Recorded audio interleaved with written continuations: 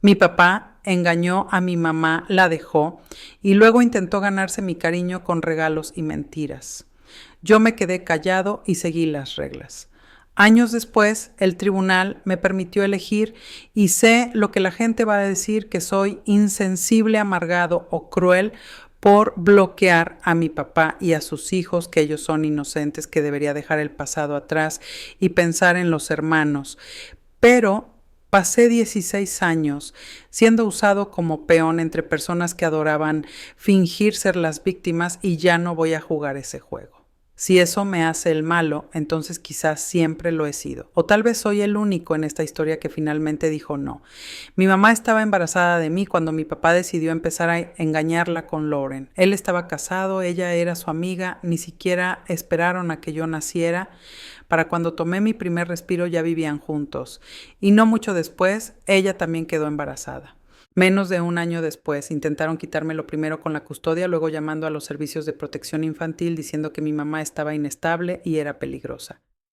Los tribunales no les creyeron, pero eso no los detuvo de intentarlo una y otra vez. No recuerdo mucho de esos primeros años, salvo la sensación de que algo siempre andaba mal. Estaba en casa de mi mamá, seguro y tranquilo, solo los dos. Luego iba a casa de mi papá y era como entrar a una zona de guerra, no gritos ni cosas volando, pero peor. Susurros, miradas juzgadoras, sonrisas falsas con veneno detrás. Lauren llamaba a mi mamá espada cuando creía que yo no escuchaba. O decía cosas como, sabes, tu mamá ni siquiera intentó amamantarte, ¿verdad? O tu mamá debe estar celosa de que aquí tienes una familia de verdad. Una vez incluso dijo, el útero de mi mamá estaba podrido por ser tan mala persona. Yo tenía como 6 años, mi papá nunca la corregía. Solo se quedaba sentado con los brazos cruzados o se reía con ella y luego, unos minutos después, intentaba actuar como el papá feliz nos llevaba a cenar a todos. Me compraba algo que no había pedido, hacía algún comentario sobre lo afortunado que era de tener hermanos ahora y cómo mamá simplemente no entendía cuánto necesitaba una familia. Pero siempre venía con un tono como si todo lo que tenía con mi mamá fuera inferior, como si ella estuviera rota y ellos fueran mi única esperanza de estar completo. Cuando tenía como 5, mi mamá se sentó conmigo y me dijo la verdad. Me dijo, papá engañó, que Lauren no era su amiga, que intentaron quitármelo. Lo dijo con cuidado, como si le doliera decirlo, como si no quisiera envenenarme como ellos lo hicieron. Trajo a un terapeuta para ayudar a explicarlo de una manera que no convirtiera mi mente en un campo de batalla. Y luego lo dejó ir. Nunca volvió a hablar mal de ellos después de eso. Me dejó decidir a mí. Le pregunté a mi papá sobre eso. No sé qué esperaba. Tal vez una negación, tal vez una disculpa, pero ni siquiera parpadeó. Dijo que hice lo que hice. Y honestamente lo haría todo de nuevo, solo que esta vez intentaría con más ganas ganar la próxima vez. Esa fue la primera vez que realmente lo odié, no solo por engañar, no solo por intentar reemplazar a mi mamá, sino por actuar como si quitarme fuera un trofeo que se perdió, como si yo fuera un premio que ganar. Con los años empeoró. Tuvieron más hijos, 6 en total, todos medio hermanos, todos ruidosos, desordenados e inocentes, supongo. Pero nunca quise hacer el papel de un hermano mayor. No me importaban sus cumpleaños, proyectos escolares o lo que fuera. No quería armar torres de Lego ni ser arrastrado a alguna falsa sesión de fotos familiar como si fuera parte de su pequeña vida de ensueño. Cada vez que iba ahí sentía que me estaba ahogando y cuando no actuaba como el hermano mayor alegre que querían me llamaban desagradecido. Decían que era egoísta, que mi mamá me había envenenado contra ellos. Empecé a llamarlos tramposos. Cuando tenía 13 no, en terapia no de forma sutil, sino en su cara son tramposos. Mintieron. Intentaron arruinarle la vida a mamá y ahora quieren que juegue a la familia con ustedes. Recuerdo que Lauren explotó y dijo, si tu mamá fuera tan increíble, tu papá no habría buscado a otra. Solo la miré y dije, los dos me dan asco. El año pasado finalmente el tribunal me permitió ir 50-50. Luego hace unos meses pude elegir de verdad. No más visitas forzadas, no más pijamadas estilo los Brady, solo yo y mi mamá otra vez. Paz, tranquilidad, cordura. Pero claro, eso no fue el final. Mi papá sigue enviándome mensajes cada pocos días, siempre sobre los niños. Te extrañan, no entienden por qué su hermano los odia. Estás castigando a las personas equivocadas. No lo bloqueé porque legalmente no debería, pero bloqueé a Loren y a todos los niños. Solo respondo cuando es absolutamente necesario. La primera vez dije, no me importa. La segunda vez dije, lárgate. No ha parado. Quizá cree que la culpa me romperá. Quizá espera que vuelva arrastrándome como un perro perdido. Pero ya no estoy perdido. Estoy exactamente donde debo estar. Y no me importa a quién no le guste. Mi mamá nunca intentó hacerme odiar a mi papá. Eso es algo que la gente siempre malinterpreta. Piensan que cuando los niños toman partido es porque un padre les susurró veneno al oído o los entrenó para estar enojados. Pero no fue así, no con ella. Ni siquiera me contó de la Fer hasta que tenía 5 años y aún así no entró en detalles. Dejó que el terapeuta hablara, la mayor parte se aseguró de que entendiera que no era mi culpa y no volvió a mencionarlo a menos que yo preguntara. Ella no intentaba ganarme, intentaba no perderme. Mi papá, en cambio, es otra historia. Desde que pude entender palabras, él y Lauren hicieron su misión pintar a mi mamá como amarga, incapaz e indefensa. No creo que siquiera se dieran cuenta de cuánto absorbí. Cuando era pequeño, decían cosas como, tu mamá siempre está enojada, ¿no? Llora mucho en casa. Se burlaban de su cocina, de su peso, de su trabajo. Me decían que era floja y que solo le importaba a ella misma. Recuerdo a Lauren diciendo con una expresión de asco en la cara que mi mamá ni siquiera intentó amamantarme y que probablemente estaba desnutrido de bebé. Tenía 4 años cuando escuché eso. ¿Qué se suponía que hiciera con esa información? Mostraban regalos y decían, ¿ves cómo te conseguimos cosas bonitas? ¿Qué te dio tu mamá por tu cumpleaños?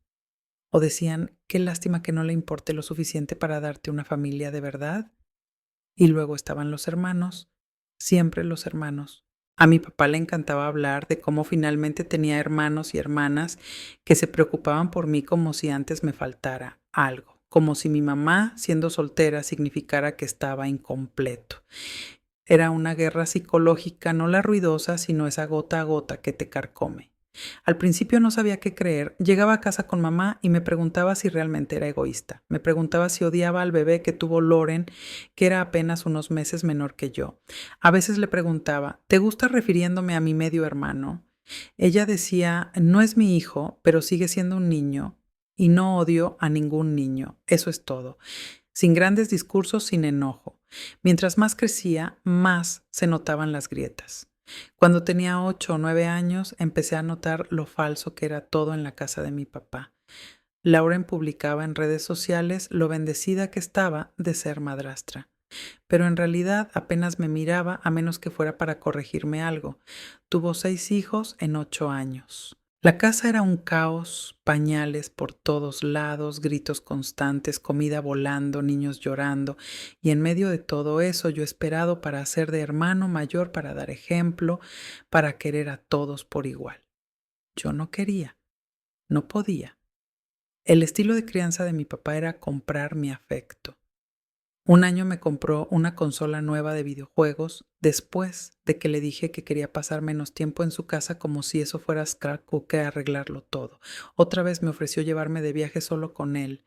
Cuando dije que prefería quedarme en casa, dijo, vaya, tu mamá sí que te marcó, ¿eh? Pero no fue mi mamá quien me enseñó a odiarlos.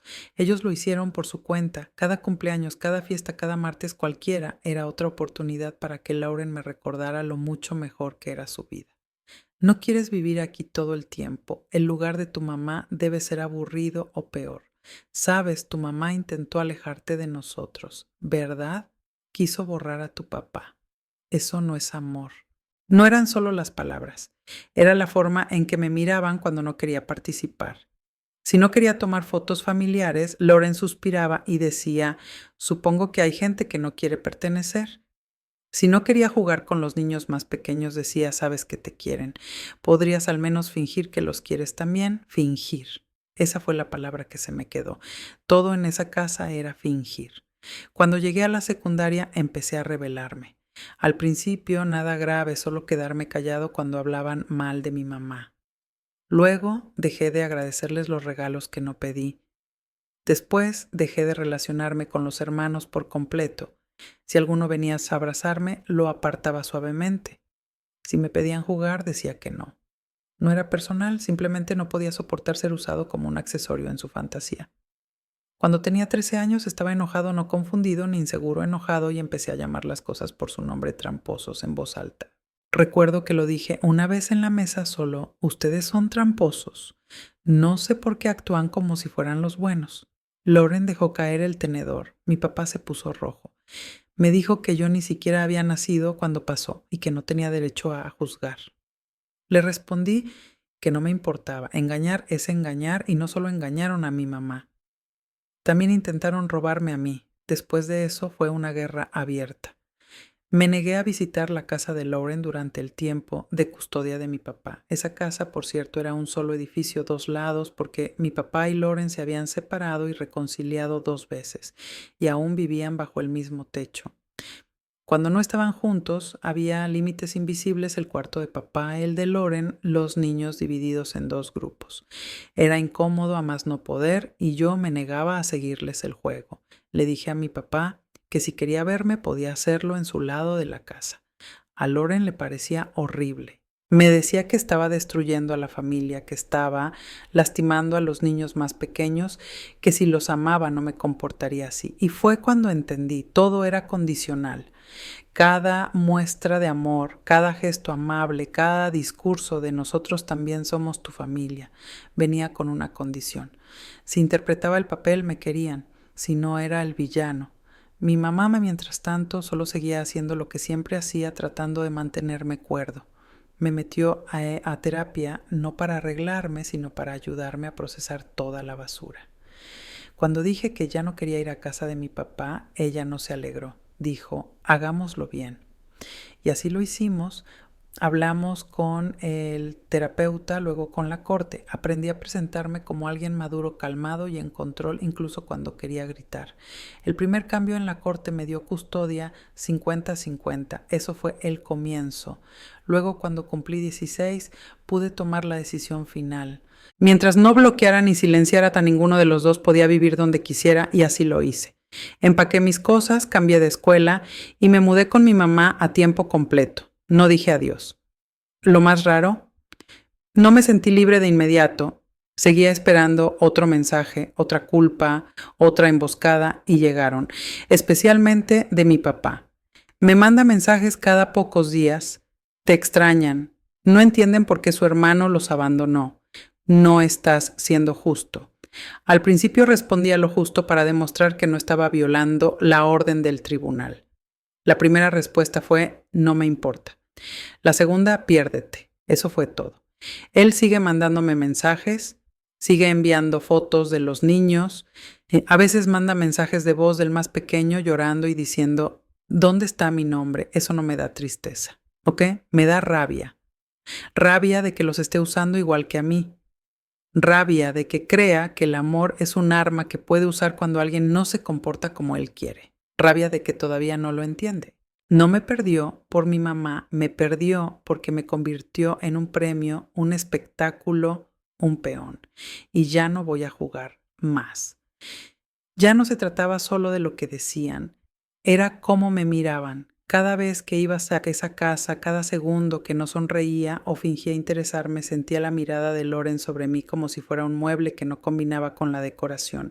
Nunca fui parte de su diseño, solo era un sobrante de una vida que fingían que no existía a menos que les diera algo de qué presumir. Nosotros tomamos el camino correcto, decía Lauren. Nunca te alejamos de tu mamá, ella es la que siempre lo hizo difícil. Claro. Por eso llamó a servicios de protección infantil. Por eso la llevaron a la corte una y otra vez y me dijeron todas las mentiras que pudieron para hacerla ver como la villana. Pero claro, ella era la que lo hacía difícil. Lo que realmente me dolía era que pensaran que me estaban haciendo un favor con solo existir. como si les debiera mi presencia, como si tuviera que estar agradecido por tener más hermanos, más regalos y una habitación extra en su casa. Pero todo eso solo se sentía como deuda. Deuda emocional, condiciones atadas a todo lo que me daban. Lauren decía cosas como, mira, te compramos esos zapatos bonitos que querías. Tu mamá no puede pagar eso, ¿verdad? O te hicimos una fiesta de verdad este año.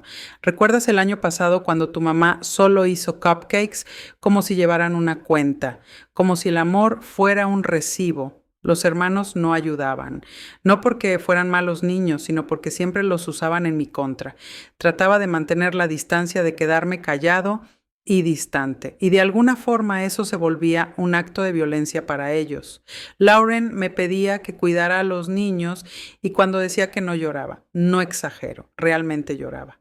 Te quieren, decía, secándose las lágrimas como si estuviera en una telenovela. Te admiran, les estás rompiendo el corazón. Mi papá se sentaba a su lado con las manos en sus hombros, asintiendo solemnemente como si yo acabara de patear un perrito, como si fuera un monstruo cruel por no querer hacer de hermano mayor en ese show familiar de fantasía. Empecé a meterme en problemas reales por esa época, nada ilegal, solo comportamientos que dejaban claro que no quería estar ahí. Comidas en silencio, puerta del cuarto cerrada con llave, ignorar a los niños, mirar con odio, a Lauren decir tramposa en voz baja cuando ella pasaba. Resistencia pasiva, pero resistencia al fin. No me importaba si se daban cuenta. Quería que se dieran cuenta. Quería que supieran que ya no estaba jugando. Y lo hicieron. Lauren llamó a mi mamá llorando más de una vez, diciendo que yo era emocionalmente abusivo. Mi mamá no se dejó engañar. Les dijo que llevaran sus preocupaciones al tribunal si las tenían. Nunca lo hicieron, probablemente porque sabían que no les iría bien otra vez, y entonces empezaron a bombardearme con cariño. Ahí fue cuando se puso realmente raro. De repente recibía un trato especial, solo yo. Eres el mayor, decían. Mereces más responsabilidades, más libertad. Me dieron mi propia televisión, un refrigerador. En mi cuarto me llevaban a cenar solos. Me decían que era maduro, que confiaban en mí, que el pasado no importaba. Pero no se trataba de confianza. Era un último intento de comprarme. Lo sabía. Lo sentía en cada sonrisa falsa, en cada estoy tan orgullosa del hombre en que te estás convirtiendo. No me querían a mí, querían mi conformidad. No era tonto, había estado en terapia el tiempo suficiente para detectar el patrón. Castigo, culpa, soborno, repetir. Rotaban esas tácticas como un reloj y cuando una no funcionaba pasaban a la siguiente. Los regalos no me conmovían, la culpa me enfurecía más y el castigo. Bueno, en eso se habían vuelto expertos. Tratamiento silencioso, frialdad, comentarios pasivo-agresivos como algunas personas no aprecian lo que tienen. Lauren una vez dijo, si hubiéramos ganado la custodia, entonces las cosas serían diferentes ahora. Nos amarías como deberías. Y yo respondí, ¿quieres decir si me hubieran robado? Eso la dejó callada un segundo, pero se recuperó rápido. Siempre lo hacen. La gota que derramó el vaso fue cuando mi papá intentó usar al niño más pequeño en mi contra. Ella tendría como 4 años en ese momento. No me conocía bien, pero era linda y ellos lo sabían. Sí, así que la vistieron y la hicieron sorprenderme un día a la salida de la escuela. Mi papá había llamado antes para decir que iba por mí, aunque esa semana le tocaba a mi mamá.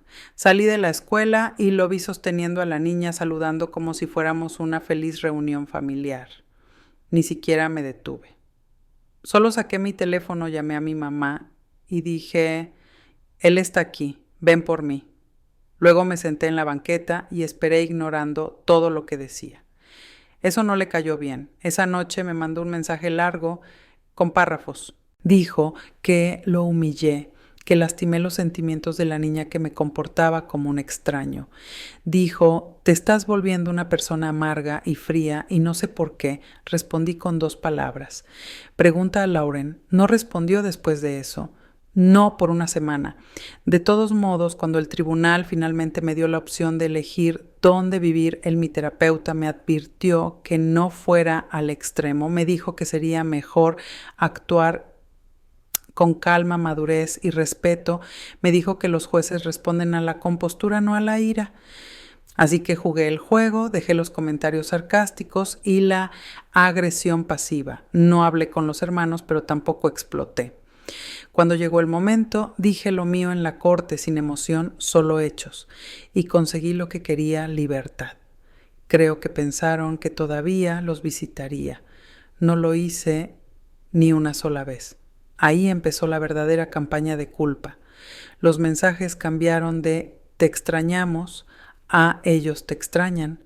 Fotos de los niños con caras tristes, dibujos que hicieron con mi nombre, mensajes de voz con ellos llorando y preguntando cuándo iba a ir. Fue asqueroso, no porque los niños hicieran algo malo, sino porque mi papá los usaba igual que me usó a mí.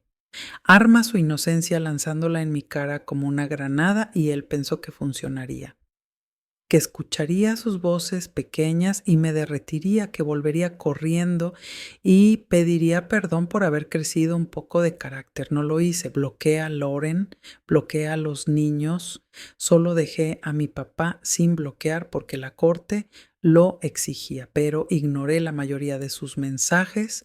De vez en cuando respondía con algo corto y frío. Una vez, "no me importa", otra, "lárgate". Ni siquiera me sentí mal al escribirlo, me sentí libre, pero los mensajes seguían llegando cada pocos días, una foto, un chantaje emocional, una historia de cómo los niños me piden, cómo lloran, cómo me dibujan en sus pequeños dibujos de crayones con caras tristes. Me decía que les estaba rompiendo el corazón. Casi me río. Él les rompió el corazón al meterme en sus vidas fingiendo que éramos una gran familia feliz y luego haciéndome la villana. Cuando finalmente me fui, él creó todo este lío y ahora quería que yo lo arreglara. Cambié de escuela poco después. Nuevo distrito, nuevo edificio, nuevos compañeros, no más encuentros, no más posibilidad de que me sacaran en una foto o escuchar a uno de los hermanos gritar mi nombre por el pasillo. Me borré de su historia. Fue la mejor decisión que he tomado y no me arrepiento ni un poco. A veces pienso en los niños. Me pregunto qué historias les estarán contando ahora. Tal vez que estoy mentalmente inestable, tal vez que mi mamá me volvió contra todos, tal vez que soy egoísta o dañada o peligrosa. Lo creerán por un tiempo, tal vez para siempre. Pero no voy a volver solo para demostrar que no soy el monstruo que pintaron sus padres, porque no estoy haciendo esto por ellos, lo estoy haciendo por mí. Y honestamente, no extraño a ninguno. Ni a mi papá, ni a Loren, ni a los niños. No siento culpa, no me siento cruel, solo me siento terminada, como si finalmente saliera de un juego en el que nunca acepté jugar. Quieren que regrese para sentirse mejor sobre las decisiones que tomaron, pero yo no soy su curita, no soy su arco de redención. Solo soy una chica que se cansó de pretender que ese dolor era amor.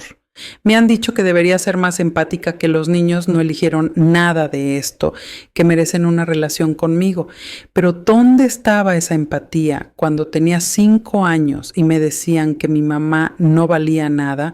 ¿Dónde estaba esa bondad cuando me trataron como un juguete roto que necesitaba ser arreglado con presencia y culpa? ¿Dónde estaba la compasión cuando me sentaba sola en una habitación mientras mi papá y Loren fingían ser una familia feliz con sus nuevos hijos?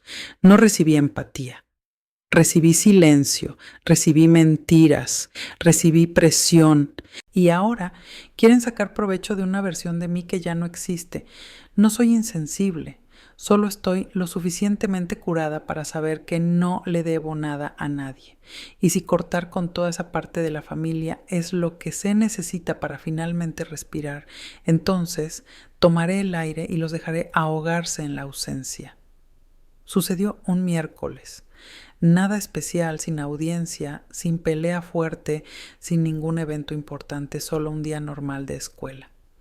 Llegué a casa, dejé mi mochila, revisé mi teléfono y lo vi, un mensaje de mi papá. Pero esta vez no eran solo palabras, era una foto, en realidad un collage, 6 imágenes, una por cada uno de sus hijos con Loren, cada uno sosteniendo un cartel que decía: "Te extrañamos, te queremos, vuelve a casa, eres nuestro hermano mayor".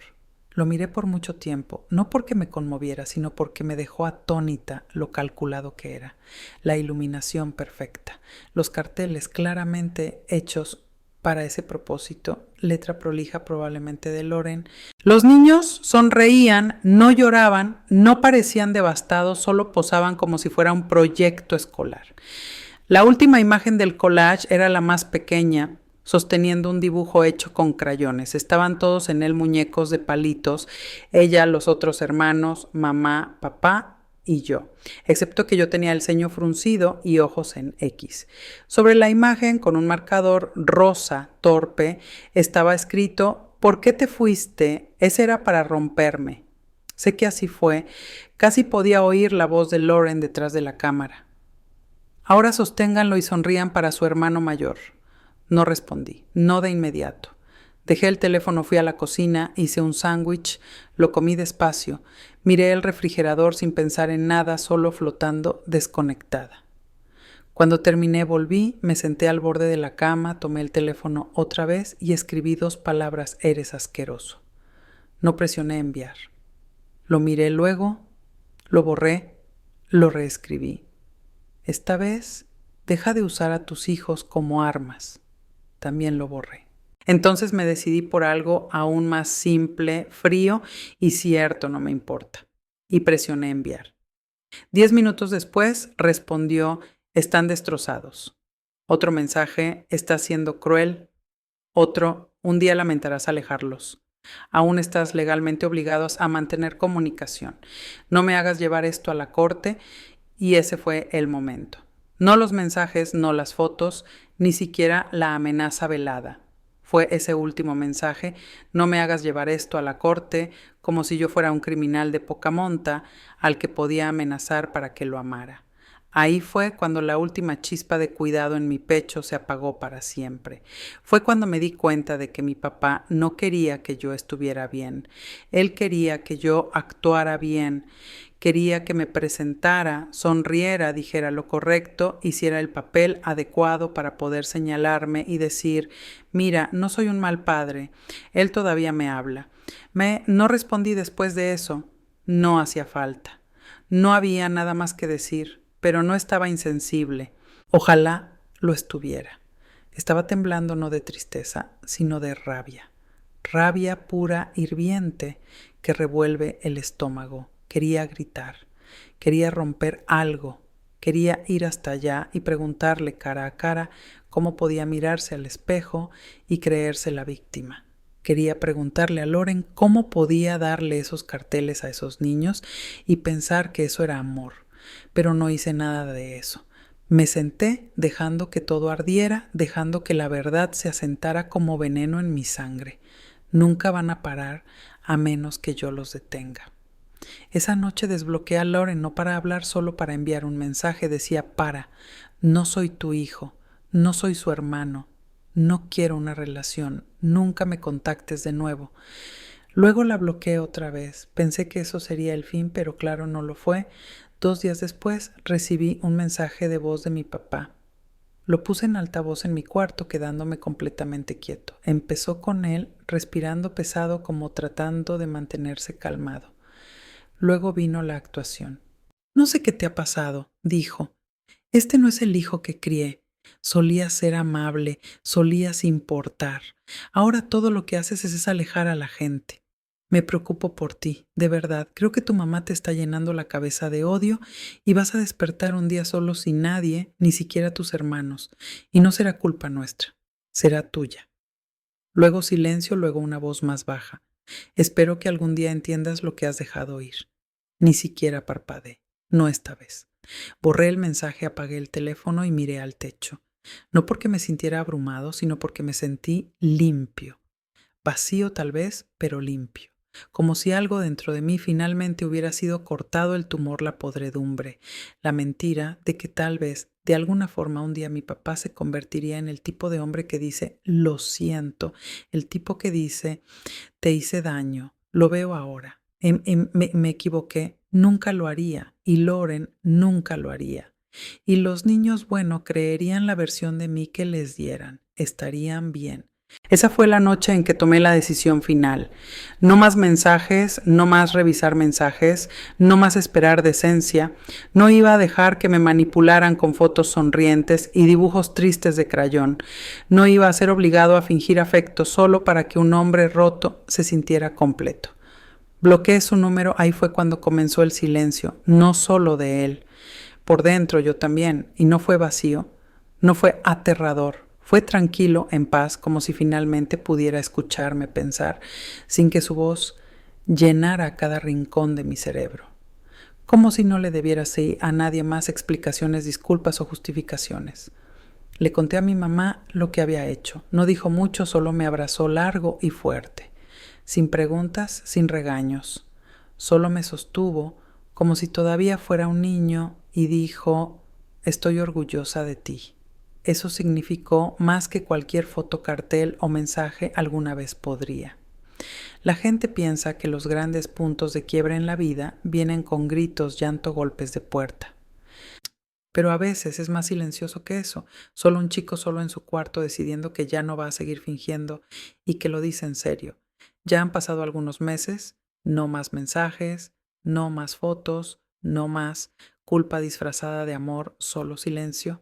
Y no he mirado atrás. Sigo viviendo con mi mamá, sigo yendo a mi nueva escuela, sigo respirando más tranquilo cada mañana, sabiendo que no tengo que ver sus nombres aparecer en mi pantalla, ni sentir ese golpe de miedo cada vez que suena mi teléfono. No estoy esperando el próximo intento. No me pregunto cuándo llegará la siguiente ola de chantaje emocional, porque ahora sé que solo funciona si yo lo permito, y ya no lo permitiré. A veces la gente me pregunta si los extraño, si alguna vez me siento mal por los hermanos, si alguna vez pienso en regresar solo para saludar o enviar una tarjeta de cumpleaños o algo pequeño para mostrar que todavía me importa. La respuesta es no. No porque esté amargado, no porque esté enojado, sino porque finalmente entiendo que los límites no son crueldad, son supervivencia. Pasé años escuchando que la familia es todo, que la sangre es más espesa, que el perdón es obligatorio, pero todo lo que vi fue una familia que esperaba lealtad sin ganarse la confianza, afecto sin respeto y silencio a cambio de paz. Y cuando dejé de ofrecer esas cosas, se volvieron contra mí, así que no me siento culpable, no me siento cruel, me siento libre. No sé si mi papá les dice a otros que lo abandoné. Seguro que sí. Seguro que la historia ahora es que él hizo lo mejor y que mi mamá me lavó el cerebro, que soy frío, ingrato, dañado. Quizá algún día uno de los hermanos crezca y escuche la historia completa, quizá no. Quizá siempre crean que fui yo quien se alejó. Y está bien, pueden creer lo que les ayude a dormir por las noches. No estoy aquí para cambiar su narrativa. Solo que ya no voy a ser un personaje en ella. No necesito venganza, no necesito cierre, solo necesito distancia. Y finalmente la conseguí, entonces soy el idiota por cortarlos, por alejarme de una familia que nunca me trató realmente como persona, solo como una ficha tal vez. Pero si ser un idiota fue lo que me salvó la cordura, entonces estoy bien con eso. Porque por primera vez en mi vida no estoy sobreviviendo entre dos bandos.